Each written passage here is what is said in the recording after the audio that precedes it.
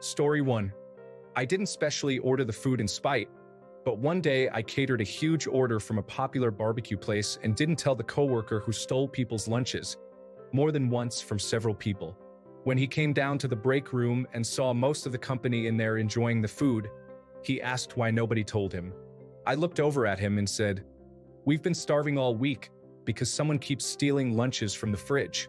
You never seem to complain about it, so I didn't think you were hungry." Story 2. I never got revenge, but I did get him to stop. It was my baby sister's idea, actually. I placed a clean, still in the wrapper tampon on top of the food in the paper bag. He never touched my stuff again. Story 3. I got tired of having sandwiches stolen, so I made a turkey sandwich and let it sit on the counter for a couple of days before taking it in. Sure enough, it disappeared, and someone had to leave early that day because they got sick. They never owned up to stealing it, but the thefts did seem to stop. Story 4. At my former job, we had a fridge bandit. This person would pick the tidbits out of your food, for example, the shrimp out of your Chinese food. However, their biggest trait was taking sandwiches out of lunch boxes. After dealing with multiple employee complaints and being a telecommunications company, I asked for cameras in the break room. My request was denied, so vigilant action came into play. I spoke with 3 of the food victims and instructed them to meet me in my office the next day 15 minutes before their shift. When they showed up, I had a loaf of bread and 2 cans of wet cat food. We made some new sandwiches to replace the ones in their lunch boxes. I had them remove the real sandwiches to store in my office refrigerator. The culprit took the bait, and one of the sandwiches was stolen. We never saw who, but after that day, there wasn't another theft before I moved on to another company and promotion. Petty and gross, but I love thinking about the big first bite they took and the reaction that followed. Lesson learned. Story 5. Found out who did it by waiting until everyone left for the day and walked around the entire office, looking in everyone's trash cans until I found remnants of what used to be my $3 frozen microwave meal. Could have been an honest mistake, but I don't even care. The following day, I took the license plate off her car and threw it into the dumpster. Story 6. I informed them that my medication was mixed in with my food. I told them that I wasn't exactly sure what my seizure medication would do to someone who didn't have seizures, and that they might need to visit the emergency room. Basically, I lied. I was on medication, and they were the kind that you sprinkled over something soft that you didn't chew to take. However, they were in my purse, waiting for me to take them with yogurt. The thief had taken my clearly labeled sandwich but left my yogurt alone. Story 7. I am a creature of habit and will often eat the same foods for a while before I get tired of them and switch to something else. It was usually a fruit or vegetable, so I kept it in the fridge until I wanted to eat it. One busybody coworker would help by cleaning the fridge but not tell anyone or give a warning. Multiple times, she would throw my snack away, clearly labeled, because it has been there for days.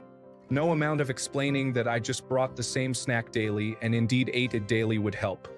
I even started putting the date on the bag next to my name, and she still kept throwing out my snacks. She also was a perpetual dish leaver in the break room sink.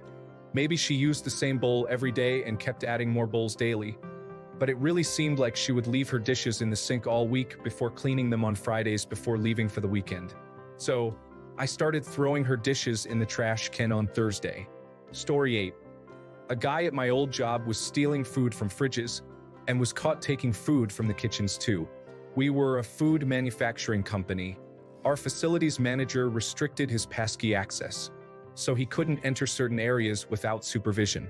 Access to the toilet and entering or exiting the building was fine, but he needed someone to let him into the kitchen and canteen. He left soon after. Story 9. Not me, but my dad, during the 1970s, encountered an issue at work. Someone kept stealing lunches from the break room fridge, and management wouldn't address the problem. In response, my dad prepared a sandwich with peanut butter and dog feces, wrapped it up, and placed it in a lunch bag in the fridge. The individual who had been stealing the food took the sandwich and ate half of it. My dad watched as he finally realized what he was consuming. Upon understanding, he stood up and began to scream loudly, expressing his outrage. He complained to management about the incident. Yet, their response was straightforward: "Don't steal lunches then." No further actions were taken against him. Following this incident, the rest of the workers started referring to the thief as shit eater for the remainder of his time there. Story 10. I worked for a family business many years ago and used to have this huge office area. I would keep Costco boxes of snacks in a drawer.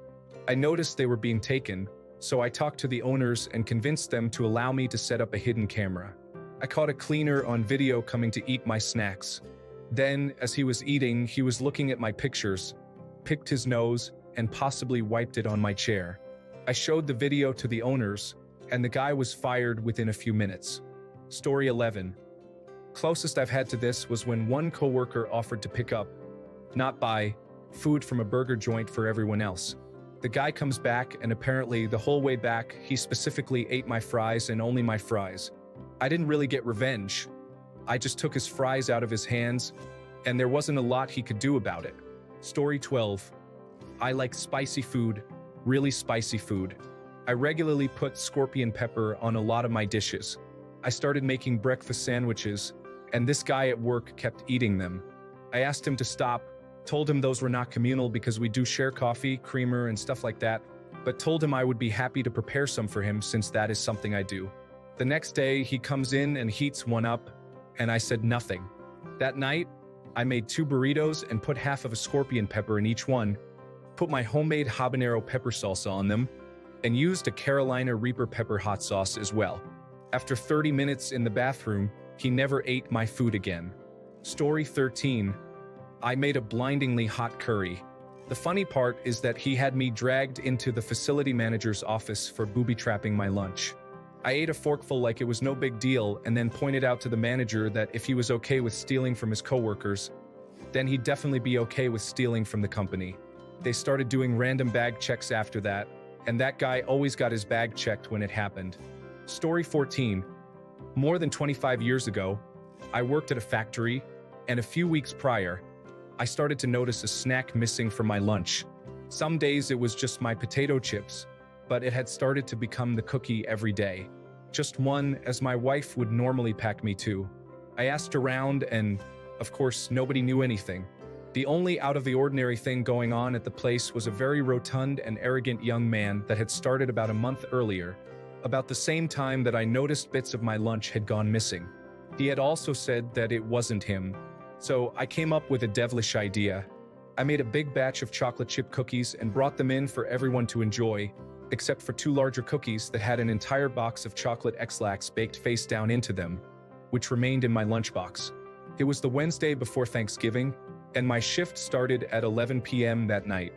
I passed out the regular cookies to everyone at work to set the trap. 1 a.m., nothing. Both cookies were still in my lunchbox. Oh well, I keep working. 3 a.m. rolls around, and one of the cookies is missing. I joyfully go around telling everyone what I had done and to keep an eye on the restroom for the perpetrator. He should be easy to spot since he will likely be sprinting. 4 a.m., I returned to my workstation to realize the second cookie was now missing. Yeah, I didn't expect that they would take both cookies. It was usually just one. Whoever the suspect is now had enough X-Lax to propel them to the stratosphere. 5 a.m., nothing yet, but everyone's eyes are on the restroom. 6:15 a.m., this streak of safety gear wearing a hard hat comes bolting from the corner of the plant, screaming in agony, and busts through the restroom door. It was indeed the young, rotund probationary employee. Everyone had a good laugh, and a couple of coworkers decided to stand outside of the stall door and harass this poor young man. "I'll bet you'll never steal anyone's lunch again, kiddo. Now you'll be spending Thanksgiving on the can. Your mama can slide your dinner under the door for you." The kid still denied it was him. Nobody believes it though, but my lunch was never messed with again. Story 15. Not really revenge, but once a month, the owners would pick a restaurant, get everyone's order, and buy lunch for the entire office. They would go pick it up and then leave all the lunches in the break room for people to get when they could. One coworker treated it as a free-for-all. He would go back, sample everyone's lunches, then pick which he liked best. If he had picked lunch A and then decided he liked your lunch B better, he would eat that despite what he had picked originally. After a while of this, I suggested that they give everyone's lunch directly to them at their desk. Then that person could take it back to the break room and eat it. They agreed. When they came in, they hand-delivered everyone's lunch to them at their desk. He would make offhand comments about how your lunch looked really good and he would like to try it, to which I would respond, "Should have ordered it then." Story 16. I followed an example from Orange is the New Black. I took a tampon and dipped it in food coloring, slipped it into a decoy sandwich. I kept my actual lunch in my office that day. Right before lunchtime, I stood in the alcove near the lunchroom and watched a student slink into the lunchroom and come out with my little brown bag. He went into the student dining area, and I followed at a safe distance. The look on his face when he bit into the sandwich and pulled a tampon out of his mouth was incredibly priceless. I never left my food in there again, but I bet he never stole anything from there again either. Edit. I keep snacks and food items in my office specifically for students. They all know they can get food from me if they need it. They just have to come by. 0 questions asked. I don't care about the food. It's the theft that annoys me. Story 17. I made a salami sandwich generously spread with Vegemite. Buddy old pal must have thought it was barbecue sauce or else. Never came back for my food. And for Australians out there, I'm not saying that stuff isn't tasteful, but to the unprepared European taste, it's quite awful. Story 18. We had an employee who stole food and drinks all the time. Let's call her Erica since that's her name. She had a habit of stealing my single-serve yogurts from the fridge. I used a syringe to inject ghost chili oil into a strawberry fruit on the bottom cup. What she thought was strawberry juice instead made her mouth burn, her eyes water, and made her vomit. I stayed late at the office that evening, fished the offending yogurt cup out of her trash, and deposited it in her top drawer so that she knew that someone was watching her. Story 19. I was having this type of issue, and I like spicy food. So, I made a roast beef sandwich with lettuce, tomato, etc., and I slathered on horseradish sauce. Just the way I like it. The whole office actually heard the lunch thief scream after eating some of my lunch. My boss was upset with me for the spicy sandwich. So, I asked, "Why are you supporting stealing from employees by another employee?" Stealing of lunches stopped. Plus, whenever anyone saw the lunch thief in the lunchroom, he was watched as if he was still stealing. Story 20. I left 2 pieces of pizza in the fridge. I removed the cheese layer carefully and dumped a ton of salt on top of the sauce, then put the cheese back on top. Story 21. After I had my lunch taken, I took a bite of each item, like a sandwich. When that sandwich was swiped, they probably didn't realize it was already bitten because it never happened after that. Story 22. Turns out he did it by accident. We used identical plastic grocery bags to hold our lunches, with the same brand of Tupperware inside. His wife packed his lunch. When later coworkers arrived, they would put their lunches in the fridge, pushing his to the back. I arrived last and would put my lunch in front. Then he would see mine and take that one. He would throw out the bag, wash the Tupperware, and take it home. Then the cleaning crew would throw out his uneaten lunch at the end of the day. We figured it out when a friend caught him eating the fudge brownies she had cooked with me and figured out what was going on. He was really sad because apparently I am a better cook than his wife. He had thought she was just making his lunches with extra care and attention. He talked about how they had been going through a rough patch. He felt unloved and ignored. But when he saw the little brownies in the lunches all week, he thought it was a sign she still cared about him, because that was something she had made just for him and was not the picked-over leftovers he got for dinner. We got off work after his kids were in bed. On the one hand, I was glad to get to eat the food I cooked again. On the other hand, his marriage issues got worse after that, and they separated less than a month later. It kind of sucked to learn that my stolen lunches were apparently all that was holding them together. Story 23. Not me, but my stepdad. He used to love to make pickled eggs and bring them into the mill to share with his friends.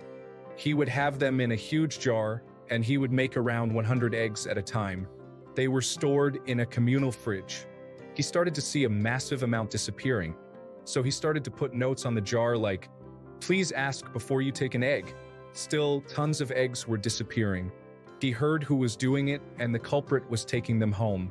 So he urinated in the jar. Gross, but the eggs were still being taken by this one dude.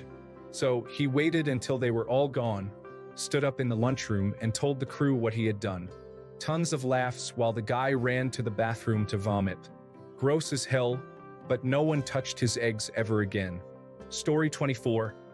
I had our HR person dispose of my half-a-sub sandwich that I had just brought in that morning for lunch.